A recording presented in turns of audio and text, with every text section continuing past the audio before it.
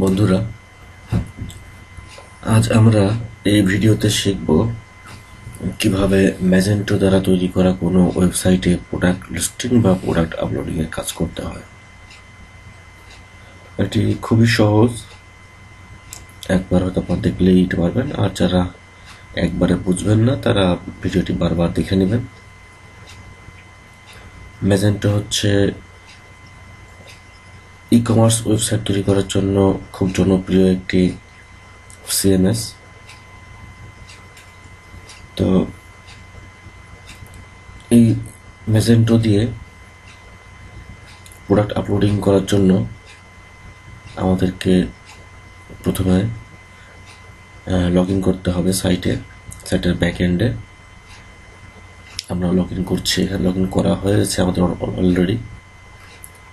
এখন আমরা চলে গেলাম ক্যাটালগ থেকে ম্যানেজ প্রোডাক্ট। আপনাদেরকে একটি বিষয় বলি, আপনাদেরকে সোর্স রাখতে হবে, অর্থাৎ আপনি কোথা থেকে প্রোডাক্টটা আপলোডিং করবেন। আপনার কোনো ক্লায়েন্ট হয়তো আপনাকে বলবেন যে নির্দিষ্ট কোনো জায়গা থেকে, কোনো ওয়েবসাইট থেকে কিংবা কোনো স্প্রেডশিট থেকে প্রোডাক্ট ইনফরমেশন নিয়ে আপনাকে আপলোড করতে হবে। আমি আমার একটি ক্লায়েন্টের কাজ করার জন্য এটা করছি। আমাকে আমার ক্লায়েন্ট একটি সাইট দিয়েছেন, এই সাইটটা হচ্ছে আমার সোর্স সাইট, অর্থাৎ আমি এখান থেকে ইনফরমেশন নিয়ে আমি এখানে আপলোডিং করব। এখন আমি চলে যাব, একটি বিষয় আপনাদেরকে বলা হয়নি, সেটি হচ্ছে ম্যাজেন্টোতে প্রোডাক্ট আপলোডিং এর জন্য দুইটাই ওয়ে আছে। একটা হচ্ছে কনফিগারেবল প্রোডাক্ট, আর একটি হচ্ছে সিম্পল প্রোডাক্ট। কাস্টমাইজ আরও অনেক কিছু থাকতে পারে। নর্মালি ডিফল্ট হিসাবে দুইটি অপশন থাকে, একটি হচ্ছে সিম্পল আর একটি হচ্ছে নর্মাল কনফিগারেবল। তো যাই হোক, আমরা এই ভিডিওতে সিম্পল প্রোডাক্ট আপলোডিংটা করব। অন্য কোনো ভিডিওতে আমরা কনফিগারেবল প্রোডাক্ট আপলোডিং করা বা লিস্টিং করাটা শিখব। এখন আমাকে প্রোডাক্ট লিস্টিং এর জন্য এক প্রোডাক্টে চলে যেতে হবে। এখানে অ্যাট্রিবিউট, এখানে ডিফল্ট যা থাকবে সেটাই থাকুক। আমরা প্রোডাক্ট টাইপের এখানে আমরা যেটা ছিল বাই ডিফল্ট সিম্পল প্রোডাক্ট, এটি রাখলাম। এখানে আমরা কন্টিনিউ ক্লিক করলাম। এরপর আমাদেরকে দিতে হবে টাইটেল, ডিসক্রিপশন। আমি একটি বিষয় বলি, সেটা হচ্ছে স্টার চিহ্ন যেগুলো আছে, লাল স্টার চিহ্ন, সেগুলো অবশ্যই আপনাকে পূরণ করতে হবে।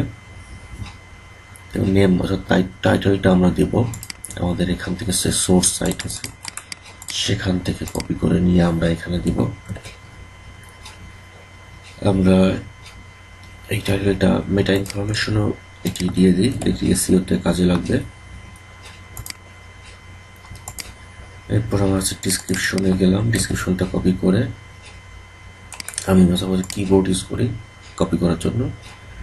আপনারা মাউস দিয়ে করতে পারেন, কিবোর্ড দিয়ে করতে পারেন। এখানে দিয়ে দিলাম ডিসক্রিপশন, শর্ট ডিসক্রিপশনটাও এখানে দিয়ে দিলাম। এরপর মেটা ডিসক্রিপশন, এখানে মেটা ইনফরমেশনে এসে ডিসক্রিপশনটা আমি এখানে পেস্ট করলাম দুটি জায়গায়। এবার আসি আমাদের এসকেইউ, এটি অবশ্যই পূরণ করতে হবে এবং এটি সবসময় ইউনিক হতে হবে, অর্থাৎ একই নাম্বার দুবার ইউজ করা যাবে না। আমরা এখানে এসকিউ নাম্বার দিয়ে দিলাম। ওয়েট হিসাবে আমরা আমাদের ক্লায়েন্ট আমাদেরকে বলেছে 0.5 একটি ফল্ট দেওয়ার জন্য। স্ট্যাটাস হিসাবে এখানে আমরা দিয়ে দিলাম enable, visibility, search catalogue search থাকবে, সাইজের ক্ষেত্রে এখানে বলা হচ্ছে ওএস, এখানে ওএস হিসেবে কোনো সাইজ নাই, সেক্ষেত্রে আমাদেরকে সাইজ তৈরি করে নিতে হবে। যদিও এটি কোনো প্রোডাক্ট আপলোডিং এর কাজের জন্য করতে হয় না, এটা যারা ডেভেলপার তারা এটা করে দিবে। তারপরেও আমি এটা করছি এবং আপনারা এটা যদি চান আপনারা দেখে নিতে পারেন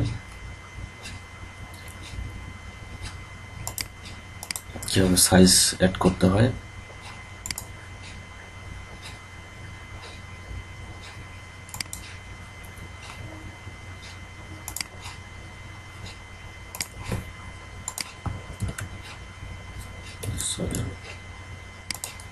এটা ছিল হচ্ছে O/S।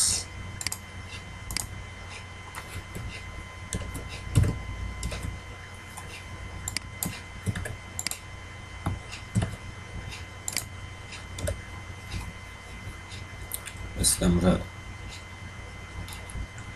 7 কন্টিনিউ দিয়ে সাইজটা করে ফেললাম। এখন সাইজটা এখানে এই মুহূর্তে এখানে শো করবে না, কারণ এটি এখনো রিলোড দেওয়া হয়নি। তো আমরা যে কোনো একটি সাইজ আমরা এখানে সিলেক্ট করে দিচ্ছি। নেক্সট আমরা যখন সেভ দিয়ে ফেলবো একবার, তারপরে আমরা আবার সাইজটা চেঞ্জ করে দেব। প্রাইসের ক্ষেত্রে আমাদেরকে এখান থেকে দেখতে হবে প্রাইস কত আছে। 14.99 টেক্সট ক্লাসেস, যেটা আমার ক্লায়েন্ট বলা হচ্ছে যে নাম করে দেওয়ার জন্য, সেটা নাম করে দিলাম। এটা আপনার ক্লায়েন্ট যদি কিছু বলে সেক্ষেত্রে আপনিও সেভাবে ঠিক করে দেবেন। মেটা ইনফরমেশন ওদের আগেই দেওয়া হয়ে গেছিল। এবারে ইমেজের ক্ষেত্রে এসে ব্রাউজ ফাইল, আমাদের ছবিটা আমরা আগে সেভ করে রাখছি এখান থেকে ছবিটা অ্যাড করে দিতে হবে। এরপর আপলোড ফাইলস, এখন ছবিটা আপলোড হয়ে গেল। আমাদেরকে 3টি রেডিও বাটন এগুলো সিলেক্ট করে দিতে হবে। এরপর আমাদের ইনফরমেশন দিতে হবে ইনভেন্টরিতে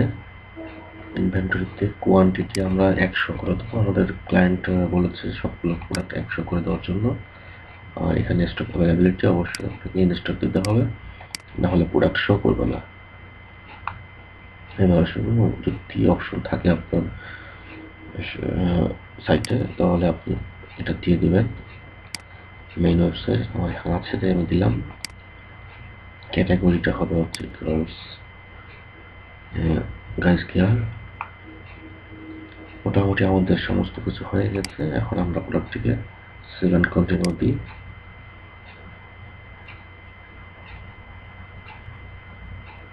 এখন আমরা এখানে এসে আমাদের সাইজটাকে ঠিক করে দিই, সেটা ছিল যেহেতু তখন আমরা আগে করতে পারিনি, এটা পরে আমাদের সামনে শো করলো, তাই দিলাম। এখন আমাদেরকে আবারও একবার 7 কন্টিনিউ দিতে হবে। এখন আমরা যে চেক করতে পারি যে আমাদের সাইটে প্রোডাক্টটি শো করে কিনা। আমাদের গাইজ কেয়ার ক্যাটাগরি দিচ্ছে, এই যে আমাদের প্রোডাক্টটি শো করছে এখানে।